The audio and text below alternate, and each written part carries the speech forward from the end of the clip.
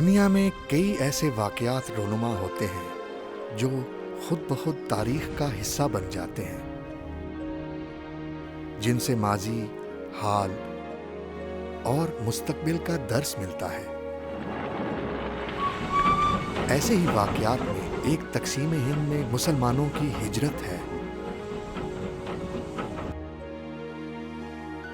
صدیوں تک ساتھ رہنے اور ایک دوسرے کی خوشی غم میں شرکت کرنے والے پلک جھپکتے ہی جان کے دشمن بن گئے۔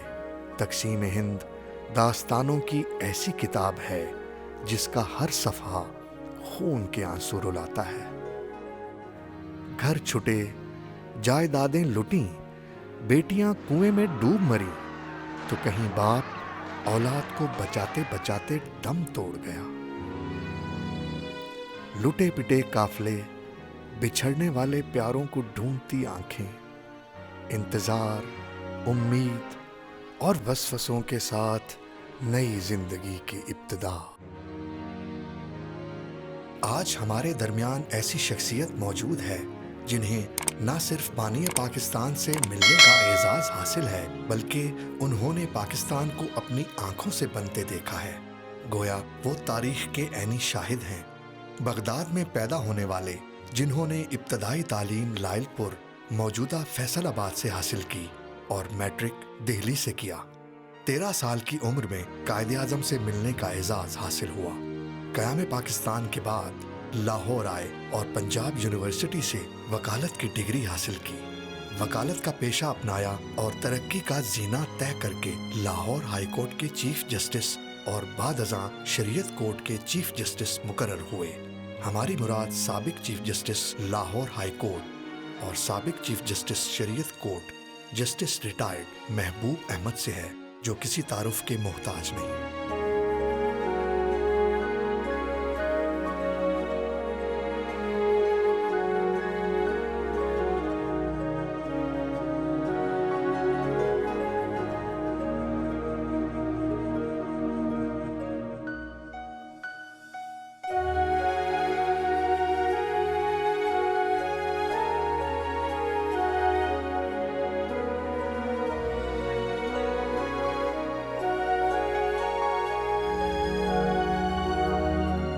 میں 1933 میں بغداد میں پیدا ہوا ہوں۔ تھوڑا عرصے بعد ہی میرے والد کا تبادلہ واپس ہندوستان میں ہو گیا اور ہم وہاں سے واپس یہاں چلے آئے۔ یہاں آ کر تو والد کی پوسٹنگ پولیس ڈپارٹمنٹ میں ہی رہی، لیکن وہ وردی والی پولیس نہیں تھی، اور کافی عرصہ اس میں سے دہلی میں بھی پوسٹنگ رہی۔ تعلیمی سلسلہ اس ایجوکیشن سسٹم سے تھا جو انگریز کا سسٹم تھا، تو اس میں کافی حد تک ہر قوم، ہر مذہب کو ایک جگہ میسر آ جاتی ہے کہ وہ اپنے دین پہ رہتے ہوئے بھی تعلیم حاصل کر سکے ٹھیک سے۔ تو فیصل آباد میں جب تھے ہم، تو ایس ڈی ہائی اسکول تھا، وہاں پر 2-4 اسکول ہی اچھے تھے۔ ان میں سے ایک ایس ڈی ہائی اسکول تھا، جس میں سسٹم آف ایجوکیشن گوروں والا تھا۔ تو باقی ایک مسلم ہائی اسکول بھی تھا، وہاں سے بھی تعلیم حاصل کی، اور وہاں سے پھر میرے والد کی ٹرانسفر ہو گئی دہلی میں، تو وہاں سینٹ اسٹیفن اسکول میں پڑھتا رہا۔ میں نے 10ویں پاس کی تھی، جبکہ 10ویں کے لیے 14 سال کم از کم عمر مقرر تھی، لیکن مجھے اجازت لینی پڑی تھی کہ کم عمر میں امتحان دے لوں، تو دلی بورڈ آف ایجوکیشن سے اجازت لے کر 10ویں پاس کی۔ As a student I was very active in achieving the ends of Muslim league, اور اس میں لیاقت علی خان مرحوم سے بھی وابستگی رہی، اور سردار عبدالرب نشتر صاحب سے، اور راجہ غضنفر علی صاحب سے۔ میں کہوں گا کہ پاکستان ایسے نہیں بنے گا، یہ قائد اعظم کے جتنے بھی معاونین تھے یہ سب لوگ مخلص تھے اور انہوں نے ہر طرح سے قائد اعظم کی مدد کی، ان کے ساتھ ہمیشہ کھڑے رہے اور قائد اعظم نے ان پر ہمیشہ بھروسہ کیا، اور یہ آپ کو جو مل گیا ہے پاکستان، یہ ان لوگوں کی کاوشوں سے ہی ملا ہے۔ میں نے اگر کوئی صحیح مسلمان دیکھا ہے تو وہ میں نے اپنے والد کی شخصیت میں دیکھا ہے۔ اتنا وسیع القلب انسان تھے کہ ہمیشہ ہر آدمی کو جو ان کے زیر سایہ تھا یا کسی طرح سے بھی ان کے ساتھ اس کا رابطہ ہوا، اس کو وہ ہمیشہ اچھی سوچ اور وسیع القلبی کی ہی نصیحت کرتے تھے۔ میں سمجھتا ہوں کہ ایک مسلمان کو وسیع القلب ہونا چاہیے۔ اس کی بیسک وجہ یہ ہے کہ ہمارے دین کا تقاضا یہ ہے کہ اپنے دل کو حوصلہ دیے رکھو اور ہر دیگر مذہب کے آدمی کی بھی اس کے مذہب کے اندر دخل اندازی کے بغیر اس کی مدد کرو، اور یہی طریقہ تھا جس طریقے کو ہمارے آقا مولا نبی کریم صلی اللہ علیہ وسلم نے اڈاپٹ کیا، اور دین اسلام اس طرح پھیلا کہ آپ دیکھ رہے ہیں کہ دنیا کے ہر خطے پر مسلمان موجود ہے اور اس کا اپنا ایک اسٹیٹس ہے۔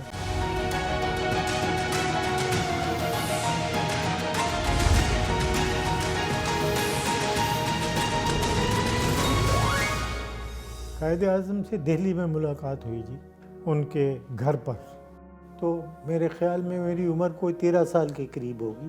چند منٹ ان کے ساتھ گزارے، انہوں نے بس 2-4 باتیں پوچھی، اور اس کے بعد میں محترمہ فاطمہ جناح کو بلایا کہ talk to this gentleman, this boy has a spirit of Muslim brotherhood. Guide him in that perspective and serve him a good cup of tea, but not only tea, but something to eat also. محترمہ بڑی reserved قسم کی خاتون ہے، میرے خیال میں وہ بات کرنا پسند ہی نہیں کرتی، اور اس وقت کوئی ایج فیکٹر کیونکہ بہت بڑی چیز ہوتی ہے، تو I was just a kid before her. تو محترمہ نے مہربانی فرمائی، میرے ساتھ کچھ آدھ پون گھنٹہ صرف کیا، کھانے پینے کے لیے دیا، اور وہاں سے ایک انکلکیٹ کی کہ مسلمان کا ہندوستان میں پاکستان حاصل کیے بغیر کوئی مقام نہیں ہوگا، ہمیں کوشش کرنی چاہیے کہ ہم پاکستان حاصل کریں، لیکن اس کے ساتھ ساتھ ہمیں ہندوستان میں رہنے والے مسلمانوں کو بھولنا نہیں چاہیے، کیونکہ پاکستان کا حصول انہی کی مدد سے ہوگا، اور ان کو بے یار و مددگار چھوڑنا میرے خیال میں، محترمہ کے خیال میں، ایک برائی ہوگی، which was a fact۔ اور آپ دیکھ لیں کہ مسلمان ہندوستان میں کس حالت میں ہیں، ہم تو یہاں موت کر رہے ہیں اور وہ ایک بڑی مشکل سے اپنا وقت گزار رہے ہیں۔ اللہ تعالیٰ ان کی مدد فرمائے، اور ہمیں کوشش کرنی چاہیے کہ ہر لحاظ سے ان کی مدد کریں۔ قائد اعظم ایک ریزرو شخصیت تھی، لیکن اس کے چہرے پر ایک شفقت تھی جو انسان کو کیپٹیویٹ کرتی ہے۔ ایک بات جو مجھے فقرہ یاد ہے، concentrate on your studies. Don't waste your time in frivolities and in trying to achieve something which you cannot at the moment. You can achieve something for yourself and for your nation only if you get good education. کیا میں پاکستان کے بعد یہاں تشریف لے آئے تھے میرے والد، اور ہم بھی ان کے ساتھ ہی آ گئے تھے۔ میں نے یہاں آ کر تعلیم حاصل کی ہے فارمن کرسچن کالج میں، ایف سی کالج جس کو کہتے ہیں، اور پھر پنجاب یونیورسٹی سے بی ایس سی کی ڈگری حاصل کی، اور وہاں سے فارغ التحصیل ہونے کے بعد لاء کالج لاہور سے میں نے ڈگری حاصل کر کے یہیں وکالت شروع کی اور اللہ نے مدد فرمائی اور میں ایک نامور وکیل رہا اور ایک وقت میں بے شمار کمپنیوں کا اور آرگنائزیشنز کا لیگل ایڈوائزر رہا اور اچھی وکالت کرتے کرتے پھر ججی مل گئی. جب جج بن گیا ہائی کورٹ کا اور وہاں سے پھر چیف جسٹس بن گیا اور پھر وہاں سے فیڈرل شریعت کورٹ کا چیف جسٹس بن گیا اور اللہ تعالیٰ نے ہر طرح سے نوازا. اس کی کرم نوازی ہے. میں کیا کہوں میں اس قابل ہوں یا نہیں ہوں, لیکن رب نے نوازا مجھے اور میں پھر دونوں جگہ سے چیف جسٹس کی حیثیت سے ریٹائر ہوا.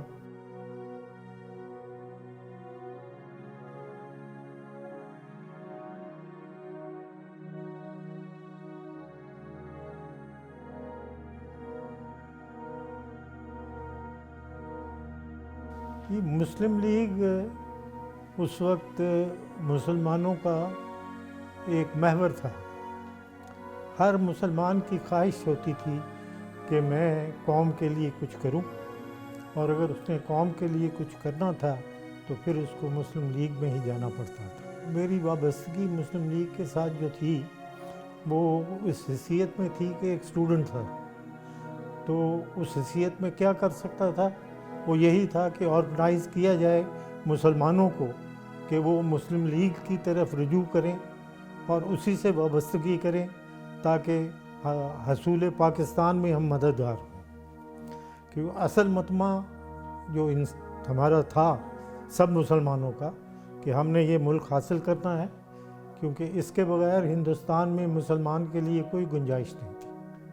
تو اللہ تعالیٰ نے مدد فرمائی اور ہمیں یہ حاصل ہو گیا. آپ دیکھیں گے کہ ہندوستان میں جو مسلمان رہ رہے ہیں ان کی کتنی دگرگوں حالت ہے. وہ نہ ان کے پاس دین ہے نہ ان کے پاس دنیا ہے, وہ لاوارث ہیں ایک قسم کے. اور ہندو اتنا کیلس ہے ہر لحاظ سے, اس کے دل میں انسانیت کا کوئی, میرے خیال میں کوئی کسی قسم کا انسانیت کا کوئی پہلو ہے ہی نہیں. ہم دلی میں تھے تو پاکستان مارز وجود میں آ گیا. مل کر ایک جھونکا آخر طوفان بنا تھا, یوں پاکستان بنا تھا, یوں پاکستان بنا تھا. مل کر ایک جھونکا آخر طوفان بنا تھا, یوں پاکستان بنا تھا, یوں پاکستان بنا تھا, یوں پاکستان بنا تھا. تو وہاں سے والد صاحب کو پاکستان آپٹ کیا ہوا تھا تو آنے نہیں دیا جا رہا تھا. He was a target for Hindus. بہرحال وہاں سے ہمیں اپنے گھر سے جو اولڈ دہلی میں تھا وہاں سے ہمیں شفٹ کیا گیا قلعہ, دلی قلعہ میں, جہاں سارے مسلم مہاجرین اکٹھے کیے گئے تھے کہ وہاں سے لے کے ان کو پاکستان جایا جائے. تو وہاں ہمیں جو بھی وقت گزارا بہت ابتلا کا وقت تھا. ایک ہندو ڈی ایس پی ایک والد کے ساتھ تھا, انہوں نے کافی ہماری پیروی کی اور ہمیں کھانے پینے کی چیزیں اور ہر طرح کی سہولت مہیا کرتا تھا.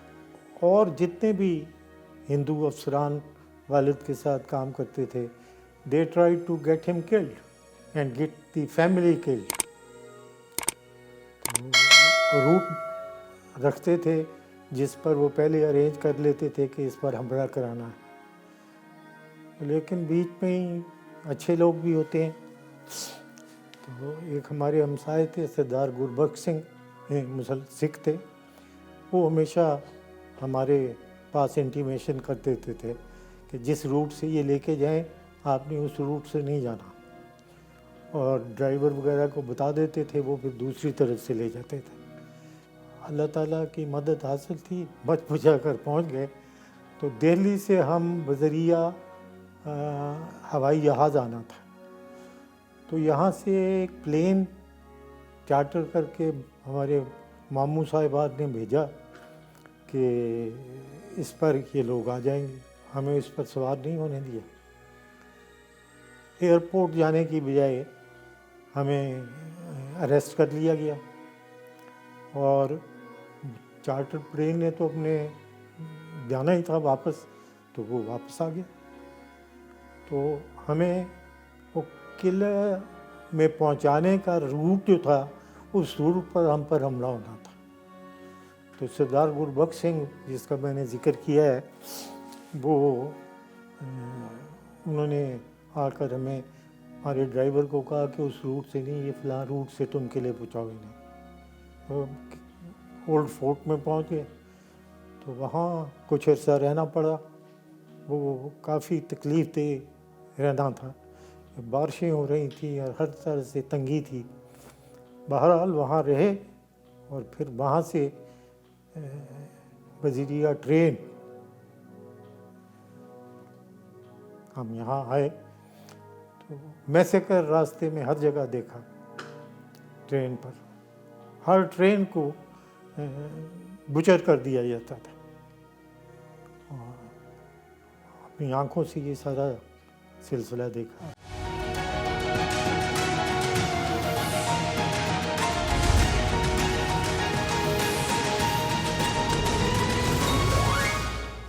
رب تعالیٰ کو ہماری زندگی ابھی منظور تھی تو یہاں آپ کے سامنے بیٹھے ہیں. کئی دفعہ اٹیک ہوئے لیکن somehow or the other we were saved. اور یہ قلعہ سے جب ہم گاڑی پر بیٹھے ہیں تو اس میں سردار گربخش سنگھ جو ہمارے ہمسائے تھے انہوں نے ہماری مدد کی بہت, اور ان کی وجہ سے ہی ہم بچ گئے. والد صاحب کو وہ نہیں آنے دینا چاہتے تھے لیکن اسی نے اور ان کے لیے کوشش کی کہ انہوں نے کہا یہ نہیں جا رہے.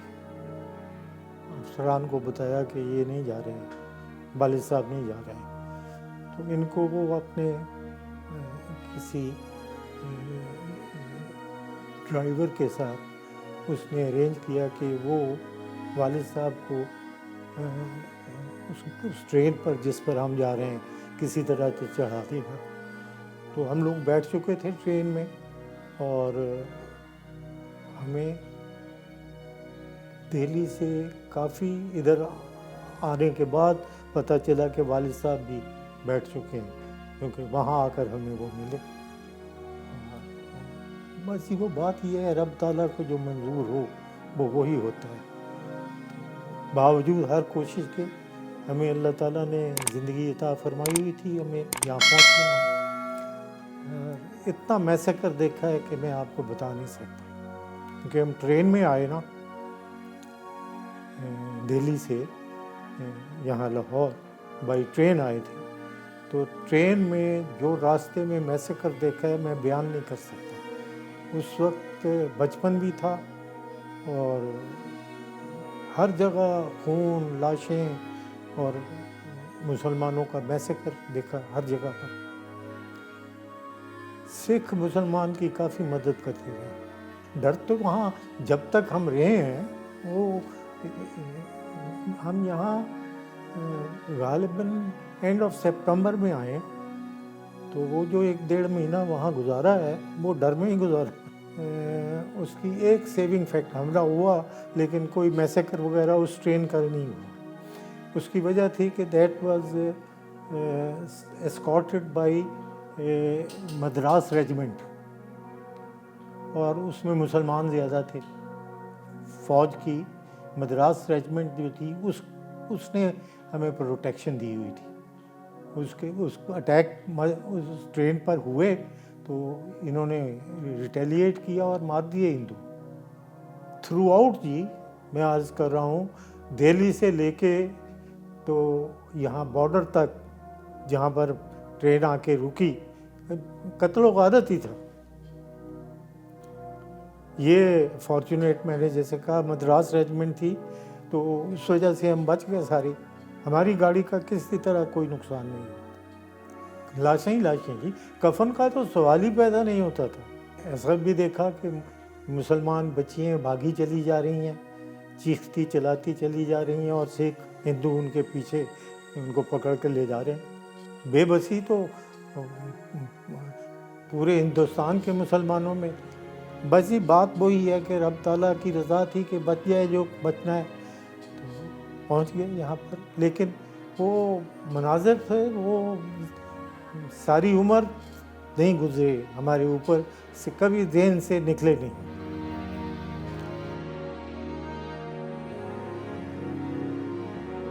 اتنا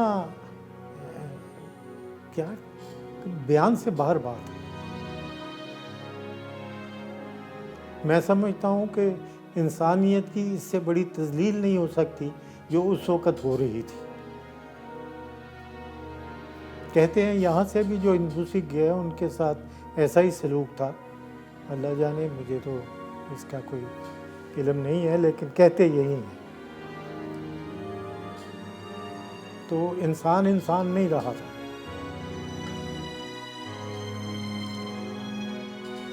شکر تو لفظ ہی کوئی نہیں جی، اللہ تعالیٰ نے بس اس کی رضا تھی کہ بچے رہے۔ اس میں ہماری والدہ اللہ غری کی رحمت کرے، بڑے حوصلہ مند خاتون تھیں، تو she played a great role in keeping our spirits intact. دیکھیے یہاں آ کر تو عزیز و اقارب کچھ تھے یہاں پر، تو رہنے کو گھر مل گیا، والد صاحب کی نوکری قائم تھی، تو ہی جوائنڈ ہز سروس، تو ہمیں کافی سہولتیں میسر آئیں یہاں پہنچنے کے بعد، اور کسی قسم کی کوئی تکلیف نہیں ہوئی۔ پھر یہاں آ کے بھی مسلمانوں کو بہت تکلیف رہی۔ یہاں کیمپ قائم تھا، یہ جہاں اب گلاب دیوی ہسپتال وغیرہ کے پاس جو جگہ ہے، یہاں پر مسلمانوں کے کیمپ تھے جو انڈیا سے آ رہے تھے ان کے لیے، تو ان کو کوئی سہولیات وغیرہ تو میسر نہیں تھیں، بڑی قسم پرسی کی حالت میں وہ لوگ۔ میں بھی کچھ دیر وہاں کیمپ میں کام کرتا رہا، بچوں کے لک آفٹر کرنا، بیماروں کو لک آفٹر کرنا، ہسپتالوں میں ڈیوٹی دینی، اس طرح کے کام کرتے تھے۔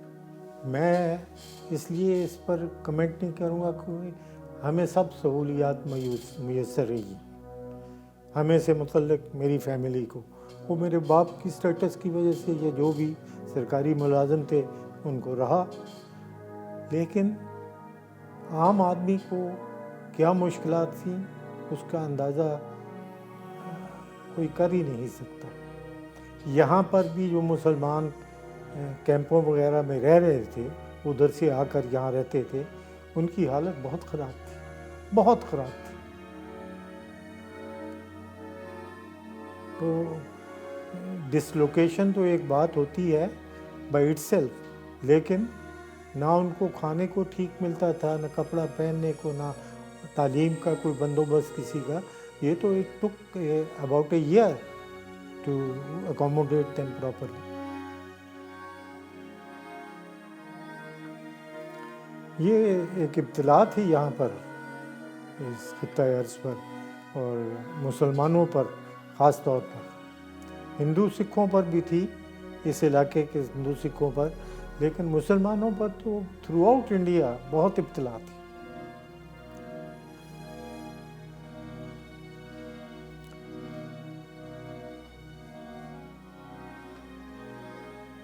میں کہوں گا کہ آج کے نوجوان کو، اور نوجوان جنہوں نے بننا ہے ان کو بھی، ٹین ایجر جو ہیں، کہ دین سے وابستگی قائم رکھو، اور کبھی دین کی کسی پہلو سے انحراف کی کوشش نہ کرو، کیونکہ ہر چیز رب تعالیٰ کے ہاتھ میں ہے، رزق اس کے ہاتھ میں ہے، عزت اس کے ہاتھ میں ہے، دولت اس کے ہاتھ میں ہے، ملے گا تمہیں وہی جو اس نے تمہارے لیے مقرر کیا ہے، تو اسی کے اوپر تقویٰ کرو اور وہ تمہیں مل جائے گا۔ کوشش کرو کہ کہ قوم کے ہر فرد کی مدد کرو اور اس کو مقام دو جو اس کا بطور مسلمان کی ہے۔